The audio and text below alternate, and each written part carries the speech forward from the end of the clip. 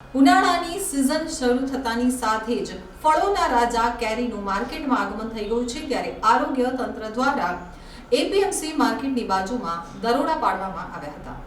પાલિકાના આરોગ્ય વિભાગે મહાત્મા માર્કેટમાં તપાસ હાથ ધરી હતી, જેમાં કેરીને પકવવા માટે ઉપયોગમાં લેવાતા ઝેરી કેમિકલ સમાન કાર્બાઇડનો જથ્થો જપ્ત કર્યો હતો।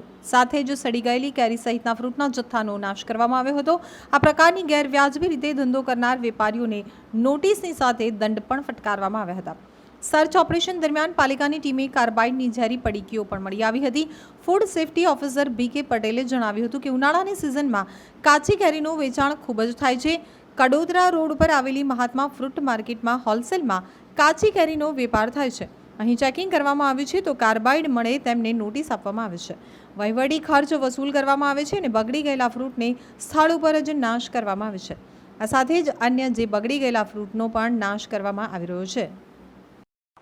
બીકે Patel, food safety officer, Surat મહાનગરપાલિકા, deputy commissioner, health and hospital અને આરોગ્ય અધિકારી સાહેબ શ્રીની સીધી સૂચના અને માર્ગદર્શન હેઠળ અત્યારે ઉનાળાની સિઝનમાં કાચી કેરીનું ખૂબ જ પ્રમાણમાં વેચાણ થતું હોય છે અને કડોદરા રોડ ઉપર આવેલ મહાત્મા ફ્રૂટ માર્કેટ જે કાચી કેરીનું હોલસેલ વેપાર કરતું સ્થળ છે, તો આજે ફૂડ વિભાગની ટીમ તથા આરોગ્યના સ્ટાફ સાથે મળી આ ચેકિંગ હાથ ધરવામાં આવેલ છે અને જે સંસ્થાઓ પાસે કાર્બાઇડ મળી આવે તે સંસ્થાઓનું તેવી સંસ્થાઓને નોટિસ આપવામાં આવે છે તથા વહીવટી ખર્ચ પણ વસૂલ કરવામાં આવે છે।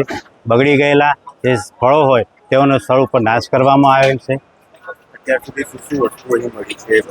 અત્યારે લગભગ કેરી બીજા ફ્રૂટ પણ સડી ગયેલા હોય તેઓનો સ્થળ ઉપર નાશ કરવામાં